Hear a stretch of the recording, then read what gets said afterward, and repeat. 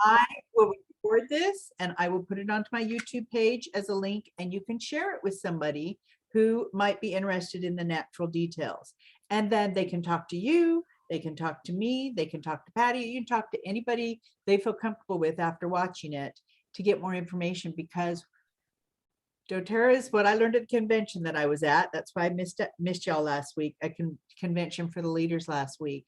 Leanne and I were there, and we watched this company make their theme for the year be heal the world. They want to heal the world. And I'm going to start saying this all the time. They are not after a dollar. They are after healing the world. And that's how I feel. So anyway, it's a joy. It's a joy to be a part of it. Watch Patty's growth, watch Patty's mindset, and watch her help people. She's amazing. Look forward to what you have to share with us, Patti. Oh my gosh, I have so much to live up to now. Just the fact that Shalene looks up to me is really, really endearing to me. It makes me feel very responsible for saying and doing the right thing. Mom's watching. So yeah, I have a medical background. I'm not a nurse, although I did go to nursing school for about 1.5 years. And then I was just set on fire because I wanted to be in surgery. So I became a surgical technician, a surgical technologist. I'm nationally certified, so I can participate and lead a surgery in all 50 states. So the key to my interest in doTERRA, though, was non-surgical, but it was medical, because I could read the pages and the papers and all the opinions and things and sort of disseminate the information. I was looking for a substitute for Adderall for my children for ADHD. And Leanne and John said, hey, you're interested in natural stuff. Maybe we can talk to you.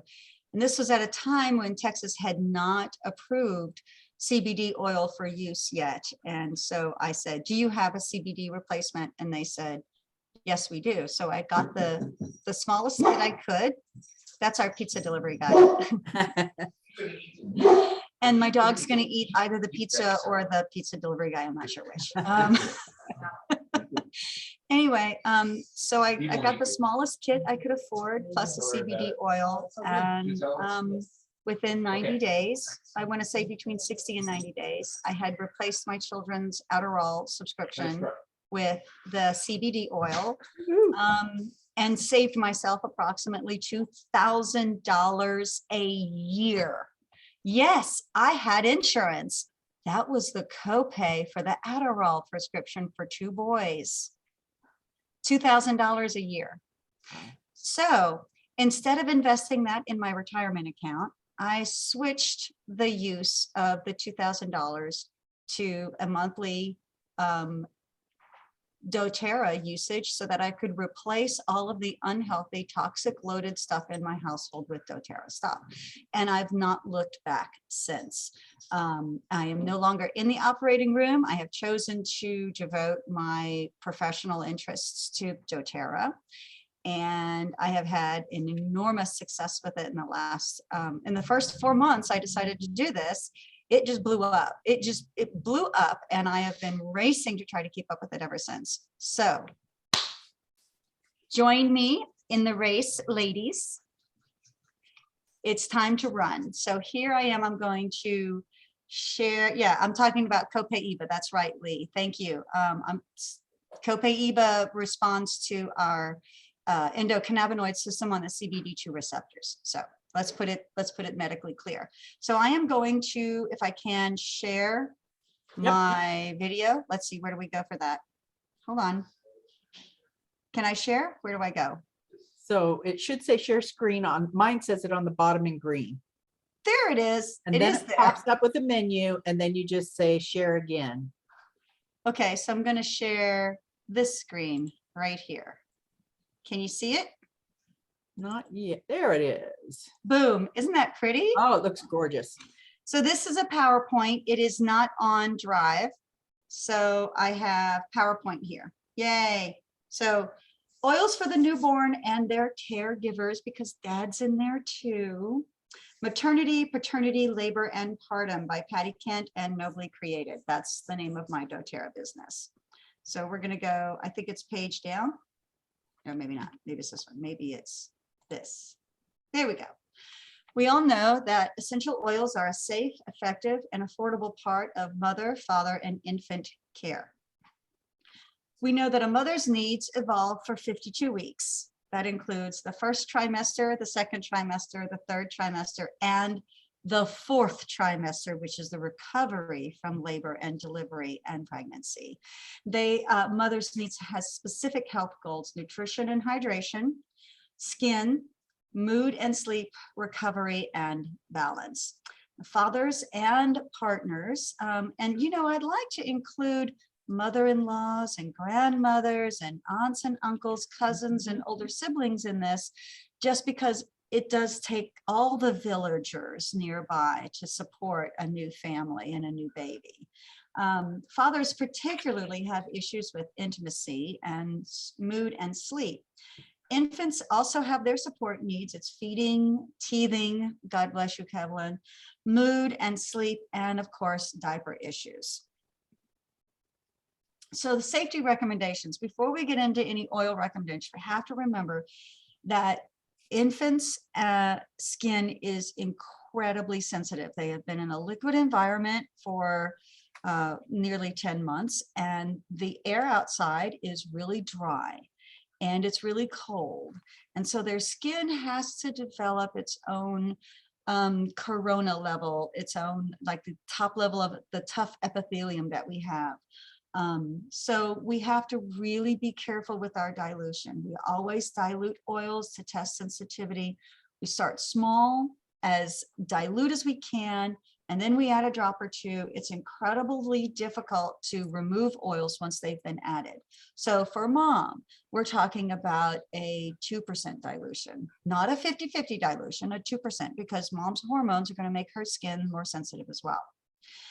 There are some that can cause hormonal disruption. Frankincense, our go-to, our favorite frank, geranium, clary sage, fennel, and yes, even tea tree can cause some hormonal stimulation and changes. So we're going to use these with extra care and extra dilution, like a 5% dilution. That would be 1 drop in a 10 milliliter or 1 drop in a 15 milliliter bottle.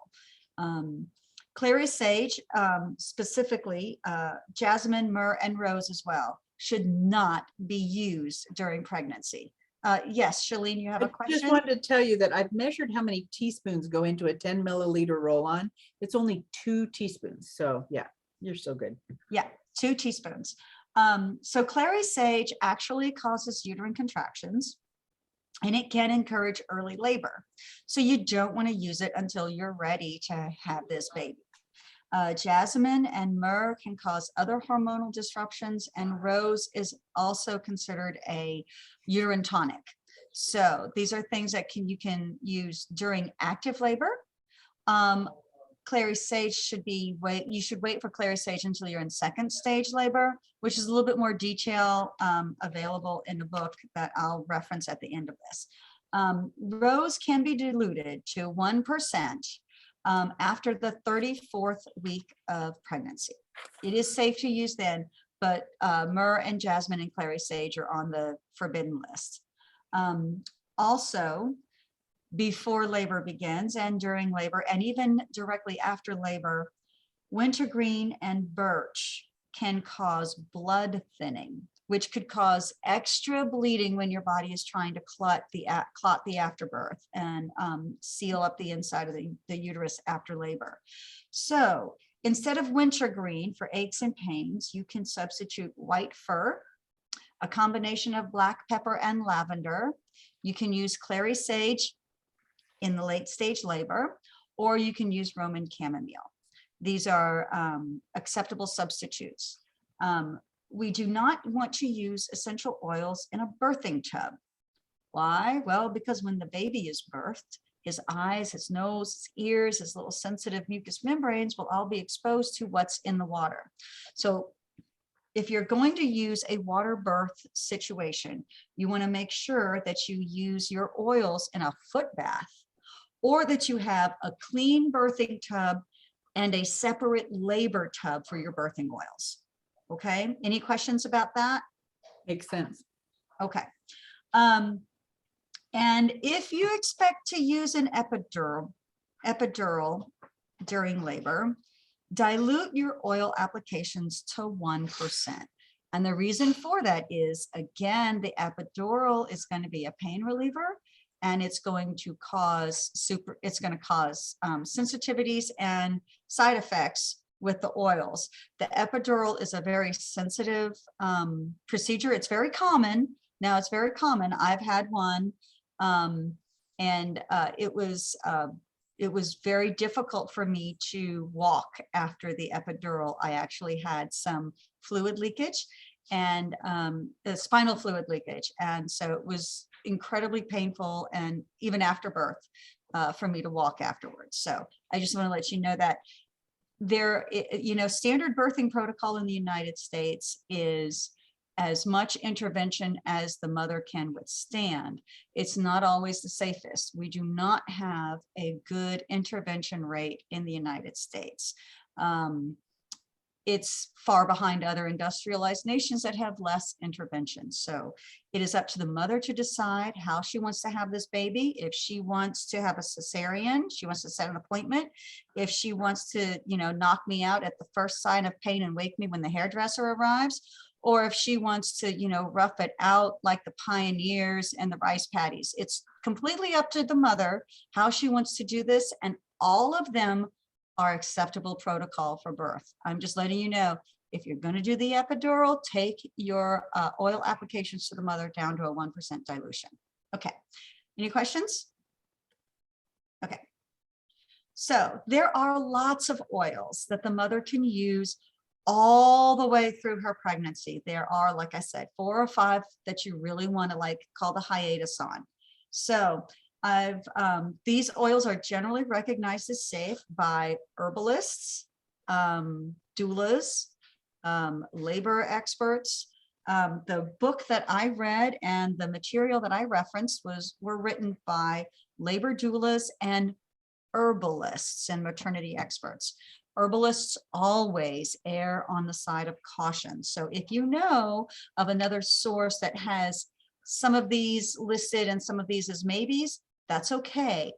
The information that we have for maternity oils is so slight. The research, we cannot actually research on pregnant women. Imagine that. That's part of our patient Bill of Rights, is that we can't do research on pregnant women. So the information that comes in is in little bits and pieces, and it's been compiled quite thoroughly with these 2 resources that I have. I'll share that with you at the end. So for nutrition for mom, any really good nutritional supplement is not the same. I just want to let you know, a lot of maternity and prenatal vitamins are chock full of multiple levels of chemicals and things that appear to be nutrition, and they're really not. One of my pet peeves is the fact that most prenatal vitamins put magnesium and iron in the same place. And in your body, magnesium and iron will chelate. They will attach to each other. Let me say that one more time. When you have an iron molecule and a magnesium molecule next to each other, they will attach to each other, which means neither one of them are getting absorbed by your body. Ah. Every single pill, 1 a day multivitamin, everything included Capsulab that has magnesium and iron in the same place is robbing you of both of them. That's crazy. And it's in there. It's the recommended daily allowance, but it's not bioavailable. The bioavailability of those 2 are completely separate. They need to be 4 hours apart from each other. Preferably, you would have the magnesium at night and the iron in the morning. And let me say that one more time. Preferably, you would have magnesium at night and iron in the morning. And you wouldn't have iron as an F3, you would have iron as an F2 component. And that's a chemistry thing. F2 is just easier to absorb into the body than F3 is. However, F3 is very, very inexpensive. And I believe I'm misspeaking. It's Fe3, ferrous 3 instead of ferrous 2.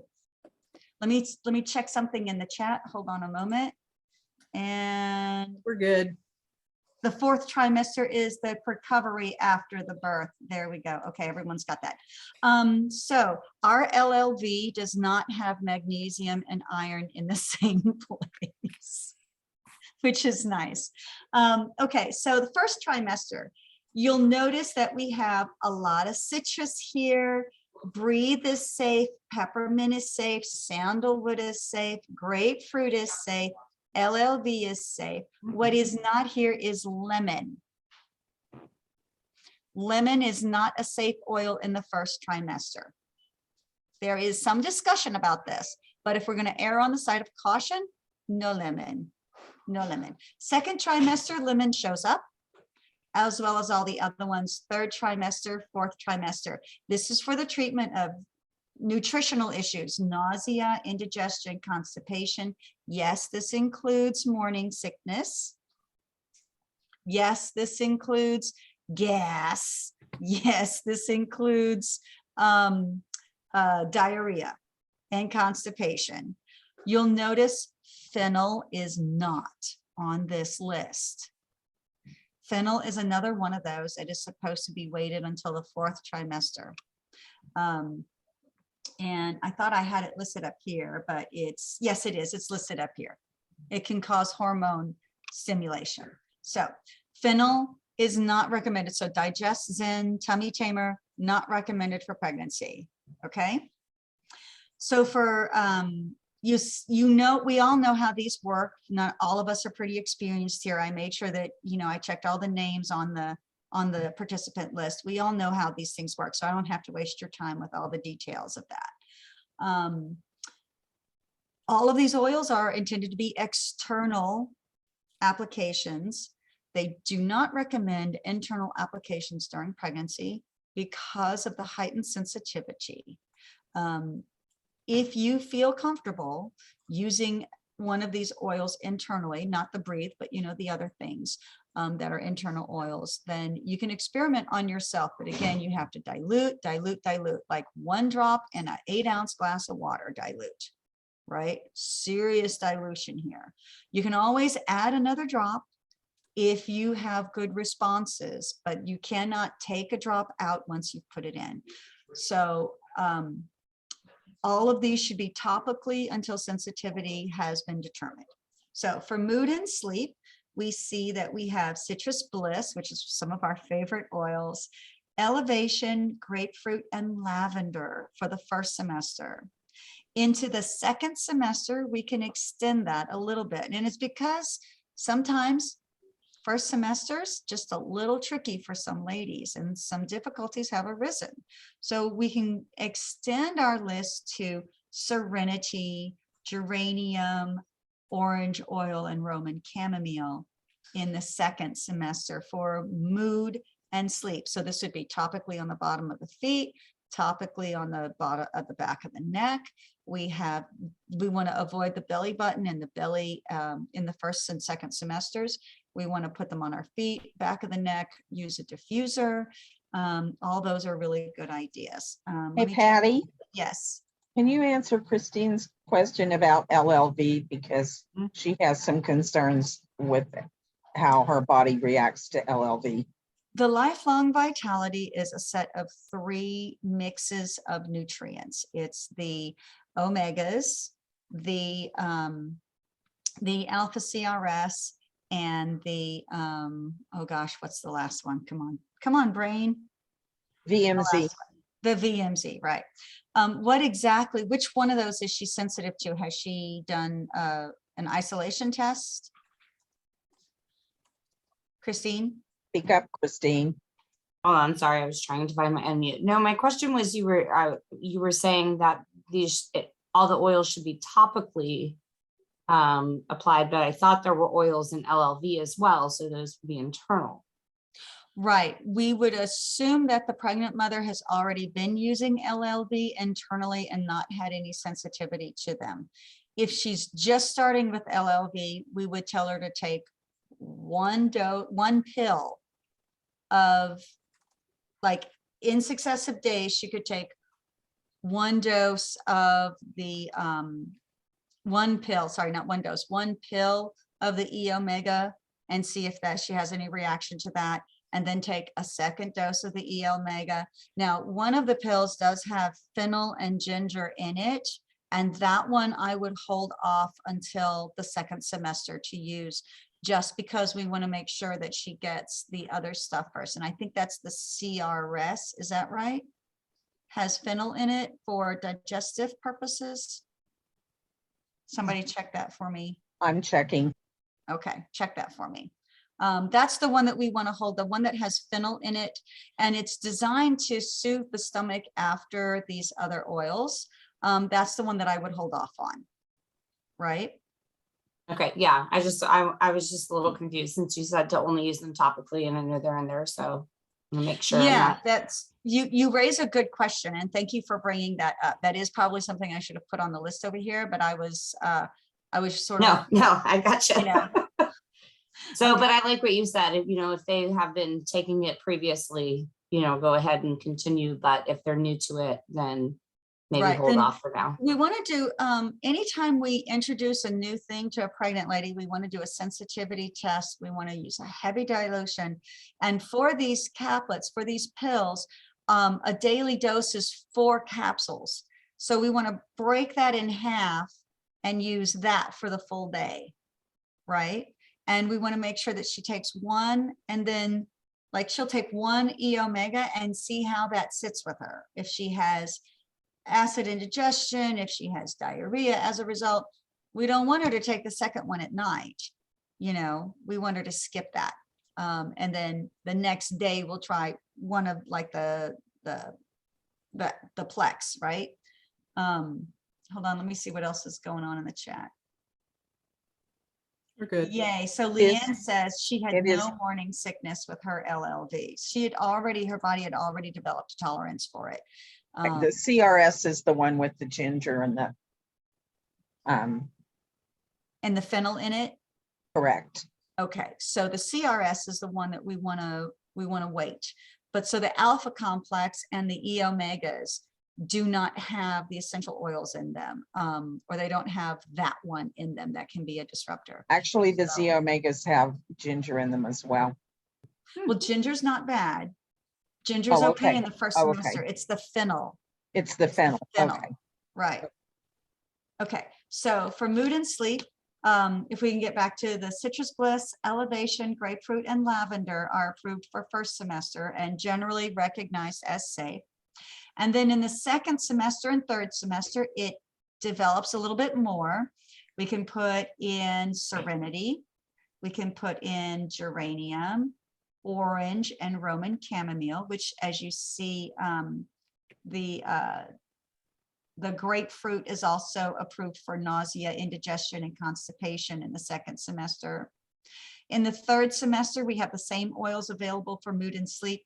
And in the fourth trimester, I keep saying semester, it's trimester. In the fourth trimester, we can add Whisper to the mother, right? But we can't put Whisper on a baby, and that's in the next couple of slides. For skin, we can see that tea tree is available for first semester, but in a very, very, very slight dilution. Again, a 1% or less for tea tree. In the second semester, again, we see we can add some frankincense into the second semester for skin, but in a very, very small dilution. Ylang ylang, we do not have to worry too much about for skin issues. And skin issues include stretch marks.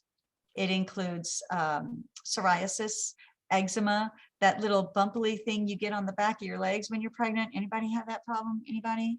No, just me.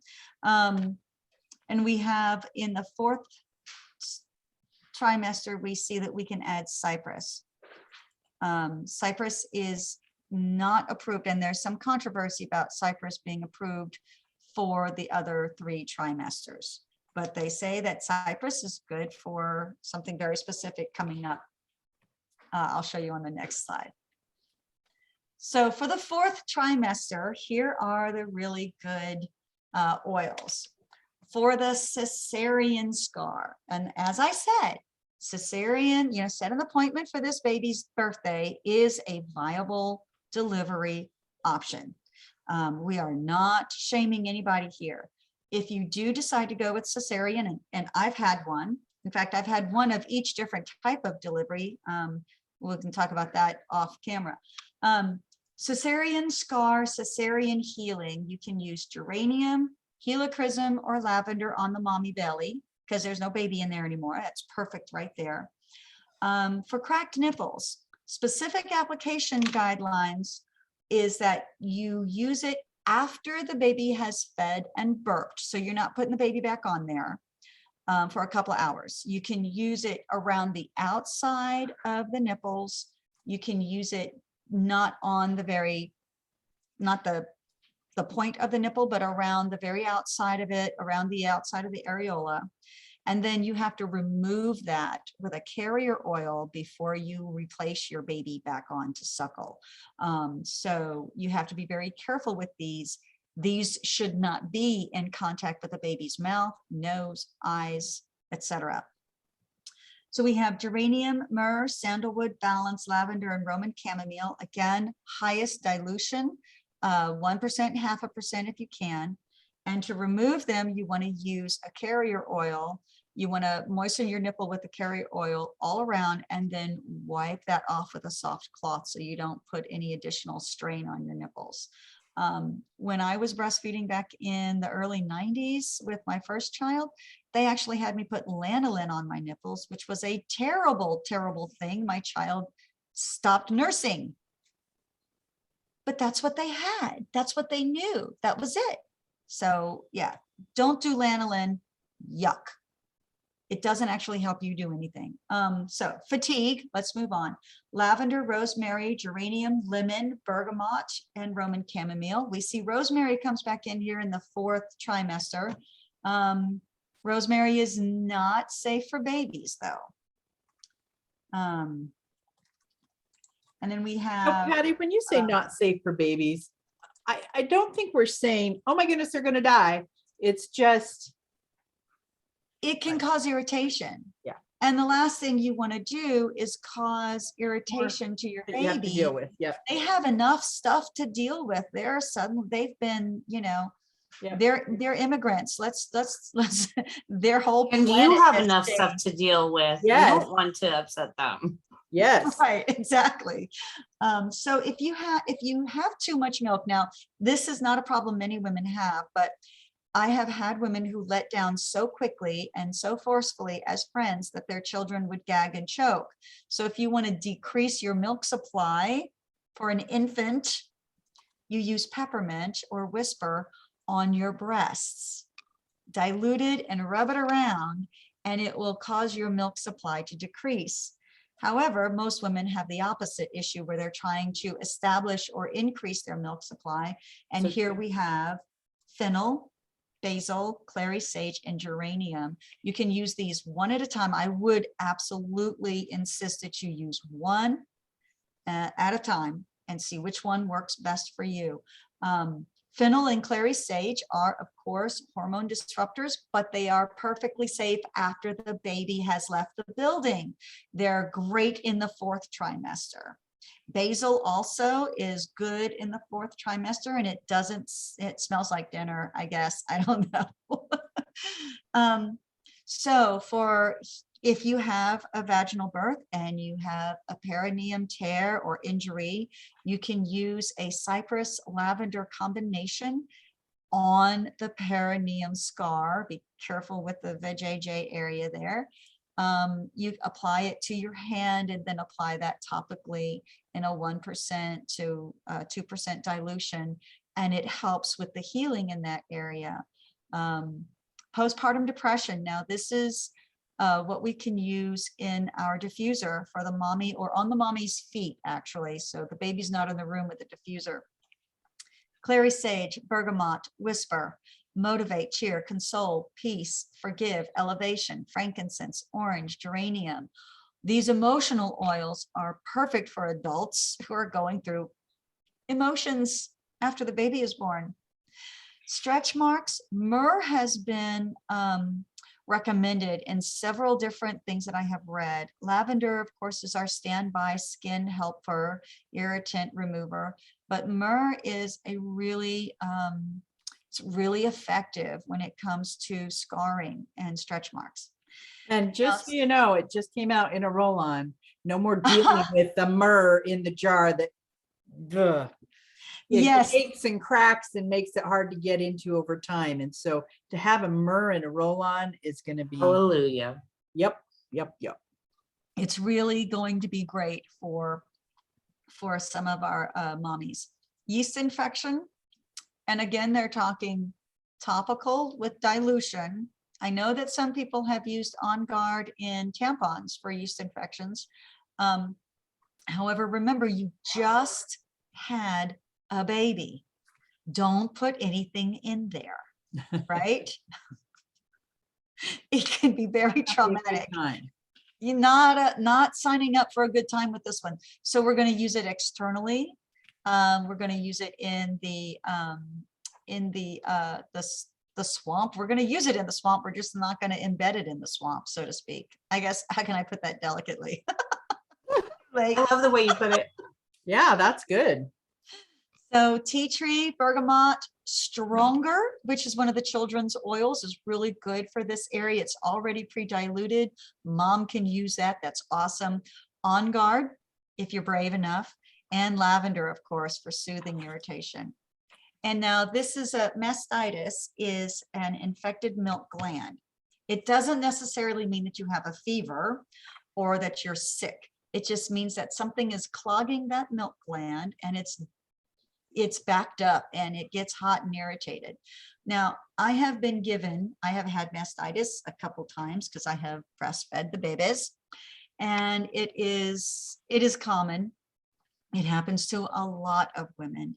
But if you go to a doctor for it, they're going to give you antibiotics, which, as we all know, throws off everything else in your gut and can actually cross the milk barrier and throw off everything in your baby's gut as well. Now, the funny thing about mastitis is it's not an infection like a whole systemic body infection. So they don't give you 10 days or 2 weeks of antibiotics, which is what it usually takes to kill a bacterial infection. They give you 7 days, which, as we know, with a bacterial infection, 7 days can actually lead to antibiotic resistant bacteria. So this is a sore spot for me and my baby's pediatrician. So if you're going to use a mastitis cure or treatment in essential oils, you want to use lavender, geranium, citrus bliss, and orange, and you want to use it topically right over the sore spot. And then you want to apply a warm compress. Yes, that's right. You want to apply heat to this spot where you have the oil on top of the heat that's already there. And then you want to gently massage below the lump towards the nipple, below the lump towards the nipple.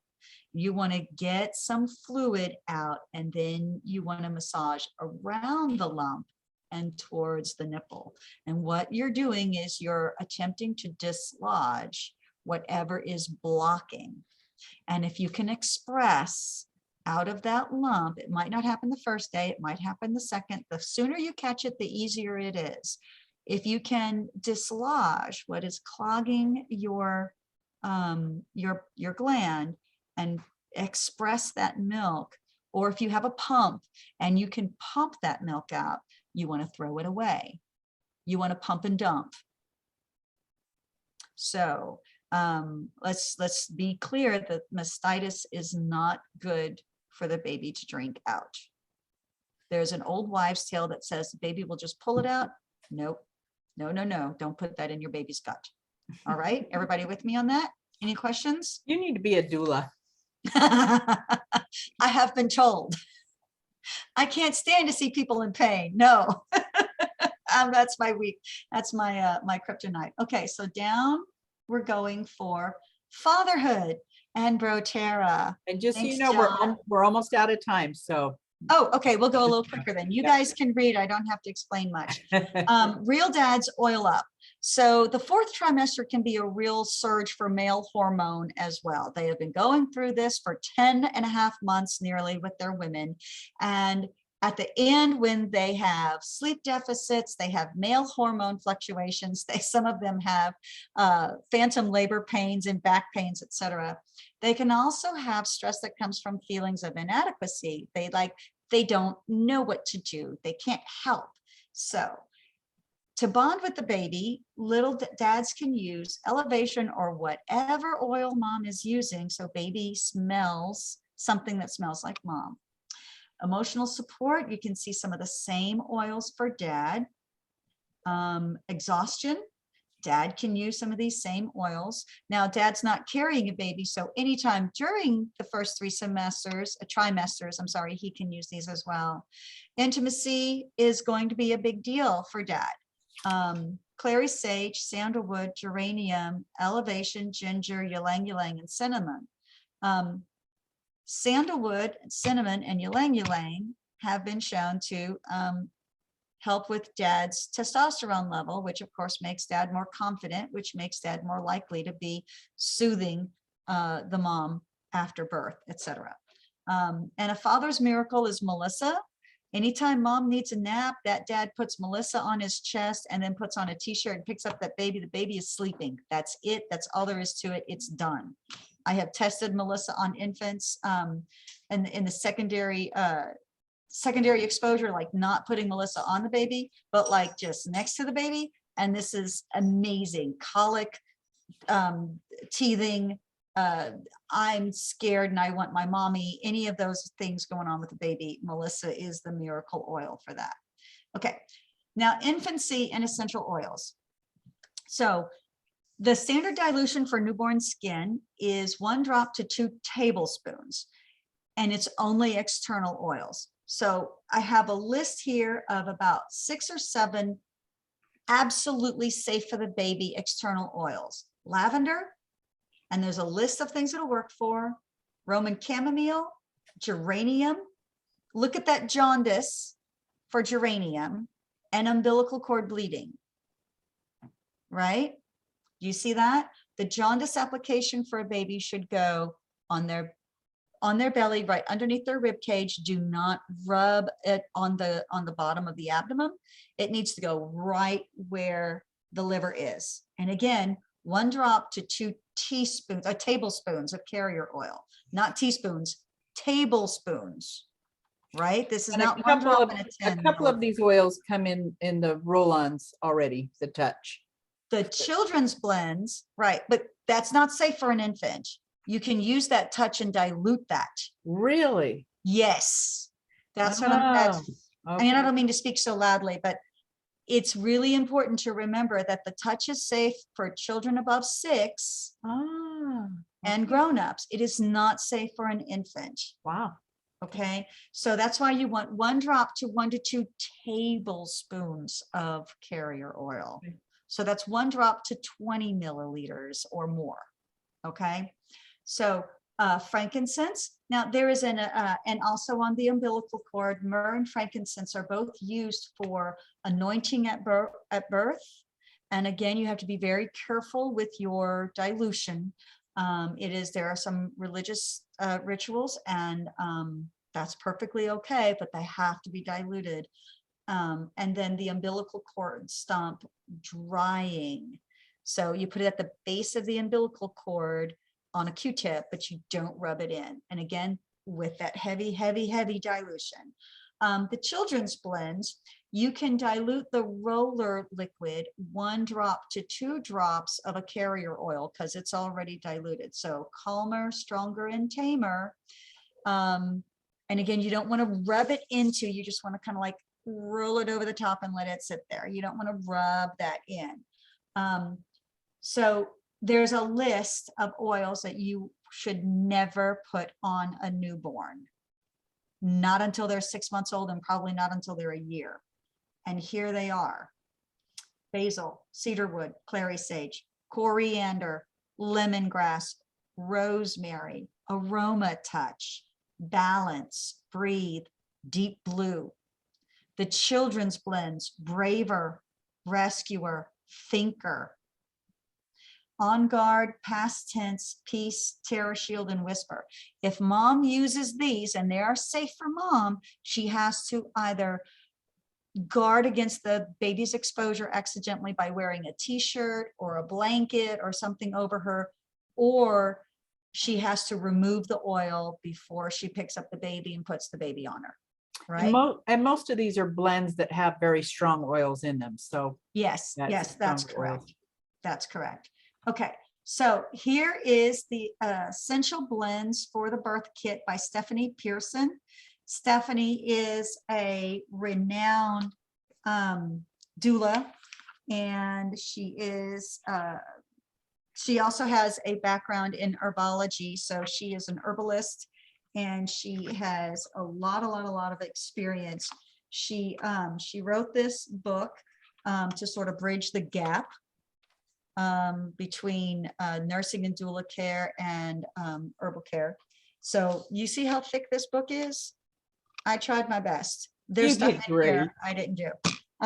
This birthing kit essentials. Oh wait, let me unshare my screen. Hold on. Let me stop share, because that's the end right there. Yeah, that's the end. So this is the birth kit essentials. This is a very brief workbook that has a ton of information in it. And this is her book. See how thick that is? And you probably got those at Aroma Tools. I did. And she And has it's a a set. website. Yeah, there was a website. Let me pull it back over here, and I will put this website. I can control copy and stick that in the chat. Right. Diane, I'll send your email to Patty and ask her to send you the slides. So yeah, the slides are on PowerPoint, not on Drive. So lay it on me, ladies. Anybody got any questions? So tamer is something I gave to my daughter when she was having a struggle with nausea in the beginning of a pregnancy. She had great success with it. Do you think the tamer, the children's oil, is okay for nausea? I gave it to a pregnant woman who was already in her 8th month, and she had great success with it. Yeah. The issue with the tamer is it has something in it that can cause hormonal disruptions, and so herbalists tend to err on the side of caution. Yeah. And So I that think one that doesn't have Fennel though. Yeah, it's not fennel forward like digestin. So I thought maybe that's why the tamer might be okay. It actually has Japanese peppermint in it. the peppermint is the issue with the pregnancy in the first trimester. Oh, okay. Interesting. So, yeah, but there are, like I said, there are women who are super, super sensitive during their pregnancies when they're not sensitive at other times in their life. And it's just really safe, you know. So I see You Cleveland. don't want to be frankincense. saying, you don't want to be telling pregnant women that it is safe to be using oils for a number of reasons. They could have a reaction because of the sensitivity when you're pregnant. They could use it on their baby after the baby's born, thinking I can use it so it's safe for my baby. You want to be extremely careful about what you say. Absolutely, it just absolutely. It's just a time when definitely, if you want Time there to be careful. Yeah. Yeah, and that's why I think if I were pregnant again at this time, I would get those books from Aroma Tools and then follow her guide. And she does have a website of her own too. So you could go there and for information. and she'll send you emails, which is really cool. Sounds To great. be It able also to, has a quick guide. I think it's like $2 or $3. And it's my favorite quick guide that I've seen for pregnancy. Like, Yeah. I don't know about you guys, but some of those rules and things look like a lot of things Much, to remember. yes. But this thing is like a little trifold. That's just really Gives you easy some to basic. use. Mhm. Love it. Patty, thank you so much. We've gone way over. We need to go. But oh my goodness, so much good information. And I don't want to go back and have a baby again. I'm not ready to say that, but I wish I could have done it with the oils. It would have been really cool to have that natural opportunity. Having done it with the herbs, I know that with the oils, it would have been absolutely magnificent. That's one of Yep. the reasons I really have such an interest in that. Yeah. Great job, Yes. Patty. So Diane, I've got that email zipped out to you with the PowerPoint connected to it. It is a Nice. Word document, so I hope that you have a PC that can. open Thank you, that. Patty. And Cleveland said she met Leanne in her last month of pregnancy, was able to use the Healthy Habits Kit and immediately made a difference in her pregnancy. How cool is that? Yeah, So Cleveland, you get to have babies with oils. You're awesome. And Yeah, make us Cleveland, all please Feel jealous. better. Yep. All right, stay on. Cleveland's going to give us a little business tonight. Those of you who are headed out, we'll see you next Tuesday. Love y'all. Thanks for being on. Bye, guys. Okay, I'm going to remember to stop recording.